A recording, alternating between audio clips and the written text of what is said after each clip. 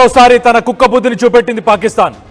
రహస్యంగా ఉగ్ర స్థావరాలు ఏవైతే ఉన్నాయో వాటన్నిటిని మళ్ళీ కన్స్ట్రక్షన్ స్టార్ట్ చేసింది. కన్స్ట్రక్షన్ చేయడానికి చర్యలు చేపడుతుంది. మొత్తానికైతే ఆపరేషన్ సింధూర్లో ధ్వంసమైన ఉగ్ర స్థావరాలు ఏవైతే ఉన్నాయో వాటన్నిటిని మళ్ళీ కన్స్ట్రక్షన్ చేసే ప్రయత్నంలో ఉన్నట్టు చాలా క్లియర్గా తెలుస్తుంది. వరద బాధితుల పేరుతో ఏవైతే విరాళాలు సేకరించిందో, ఏదైతే డొనేషన్స్ వచ్చాయో, ఇంటర్నేషనల్ డొనేషన్స్, యూరోపియన్ యూనియన్, అలాగే యునైటెడ్ స్టేట్స్, అలాగే అరబ్ దేశాల నుంచి ఏవైతే డొనేషన్స్ వచ్చాయో ఆ డొనేషన్స్ అన్నిటితోని మళ్ళీ ఆ ఉగ్ర స్థావరాలని మొత్తానికైతే కన్స్ట్రక్ట్ చేసే పనిలో మొత్తానికైతే నిమగ్నమైనట్టు తెలుస్తుంది. పాకిస్తాన్ ఆ ఖర్చుని, ఏదైతే రిలీఫ్కి వచ్చిన ఫండ్స్ ఏవైతే ఉన్నాయో ఆ ఫండ్స్ని, ఆ ఖర్చును చూపెడుతుంది. కానీ మళ్ళీ కన్స్ట్రక్షన్ మాత్రం లష్కరే తోయిబాకి సంబంధించిన క్యాంప్ ఆఫీసు, దాంతోపాటు ప్రధాన కార్యాలయాలు ఏవైతే విభాగాలు ఉన్నాయో ఈ ఉగ్రవాద సంస్థలకు సంబంధించినవి వాటన్నిటినీ కూడా భారీ యంత్రాంగాలతోని మొత్తానికైతే మళ్ళీ రీకన్స్ట్రక్ట్ చేస్తున్నట్టు తెలుస్తుంది.